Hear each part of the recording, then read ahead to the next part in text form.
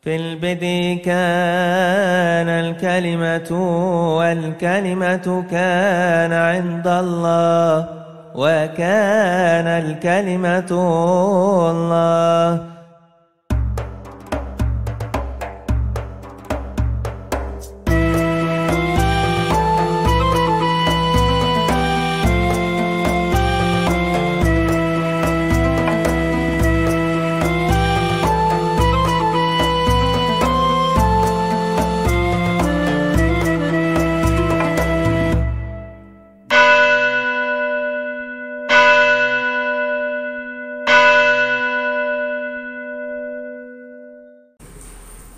Dalam Judaisme atau agama Yahudi ada sekte-sektenya.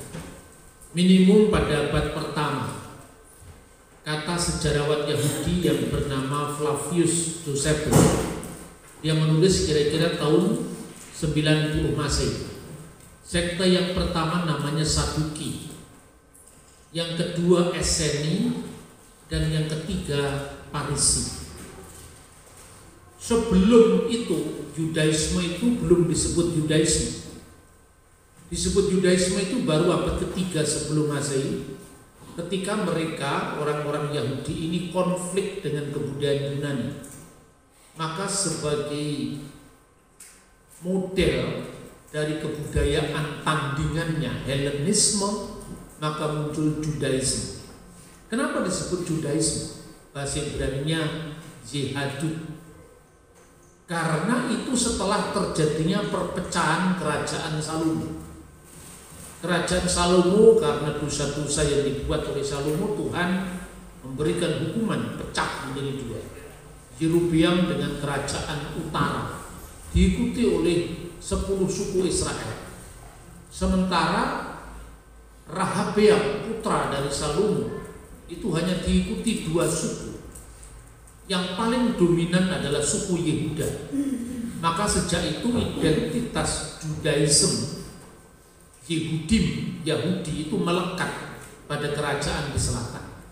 Tapi sebelum itu di utara itu ada satu sekte yang lebih tua lagi, namanya Samaria. Orang-orang Samaria ini setelah pembuangan dari Babel, mereka mau gabung dalam pembangunan kembali bait suci di Yerusalem. Tetapi ditolak oleh saudara-saudaranya di selatan, karena orang Samaria telah menikah dengan 5 suku di utara.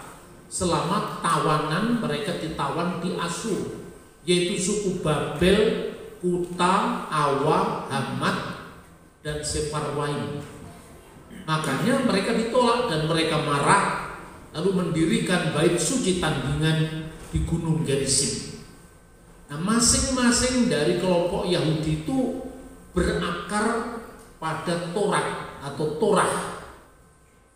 Orang-orang Saduki itu punya sembahyang, punya slogan atau semboyan only Torah, hanya Taurat.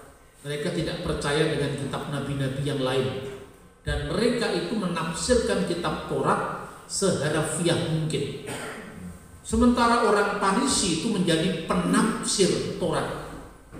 Jadi mereka sangat detail, sangat jelimet di dalam memahami kitab-kitab Taurat. Bahkan mereka mengembangkan yang namanya, selain Torah Sebiktov, Torah tertulis yang terdiri dari kitab Kejadian, Keluaran, Imamat, Bilangan, Ulangan.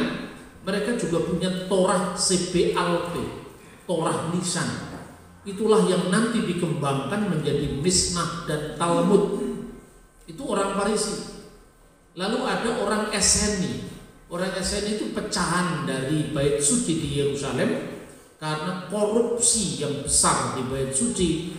Mereka menyendiri mendirikan pemukiman di Wadi Qumran. Dan baru tahun 1947 itu ditemukan naskah-naskah Qumran yang dikenal dengan The Dead Sea Scroll. Kita punya bukti Alkitab yang berusia lebih dari 2000 tahun dari zaman kita. Makanya kalau ada orang yang nuduh Alkitab palsu itu pasti orang yang tidak terpelajar. Karena apa? Bukti Alkitab ribuan tahun pun kita masih ada. Yang ketiga adalah sempalan dari orang waktu itu nganggep Kristen kan sempalan. Namanya adalah Nosri, pengikut Yesus orang Nazaret. Di dalam Kisah Rasul 24 ayat 5 Paulus disebut salah seorang pemimpin dari sekte Nasrani. Jadi orang Kristen dulu itu adalah sempalan dari Yudaisme. Tapi bagi kita, sempalan atau tidak sempalan, siapa yang kasih nama itu tidak ada masalah. Karena kekristenan tidak berdasar pada agama sebagai organized religion, tapi kepada pengenalan persekutuan pribadi dengan firman yang menjadi manusia, yaitu pribadi Yesus Kristus. Maka kalau dikatakan di Kristen tidak populer istilah agama, religi, tidak populer.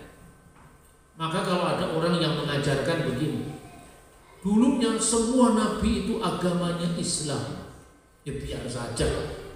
Itu karena mengukur agama orang lain dari ukurannya dia. Kadang-kadang saya biarin saja, ya enggak apa-apa, itu kan pikiran kamu. Jadi semua nabi itu agamanya Islam, ya Islam. Ibrahim itu Islam, Yesus itu Islam. Terus saya tanya, apa setiap pendiri agama itu menamakan ajarannya dengan agama? Tidak. Coba baca sejarah. Dulu waktu saya masih SMA, sering teman-teman saya mengatakan, setiap tokoh agama itu kan menamakan agamanya dari pendirinya. Misalnya Buddhisme, itu kan dari Buddha. Gelar dari Siddhartha Gautama yang mendapat pencerahan. Agama Hindu itu merujuk tempat asalnya berdirinya agama itu di lembah Hindustan, maka Hinduism. Konghucu dari Konfusius. Yahudi dari suku Yehuda, Yehudi. Lalu kesimpulannya hanya Islam yang berasal dari Allah. Lalu dalilnya dibaca, ya kan? Inna dinna indalahil Islam. Sesungguhnya agama di sisi Allah hanyalah Islam. Terus saya jawab sekarang mula. Itu kan mengukur agama orang lain dari ukurannya dia. Itu bentuk imperialisme dogmatis. Islam itu tinggi dan tidak ada yang lebih tinggi daripada Islam. Wis terserah kamu. Menyenangkan orang dapat pahala. Saudara-saudara, tapi itu sebetulnya tuduhan yang keliru. Sekarang pertanyaannya ya, tidak semua agama itu dinamakan berdasarkan tempat berdirinya agama itu. Tidak semua. Jadi salah kalau ngomong semuanya. Kristen didirikan berdasarkan nama kota Yesus Nazaret, makanya namanya Nasrani. Atau Kristen pengikut Yesus, orang yang disebut Kristus. Tidak semuanya.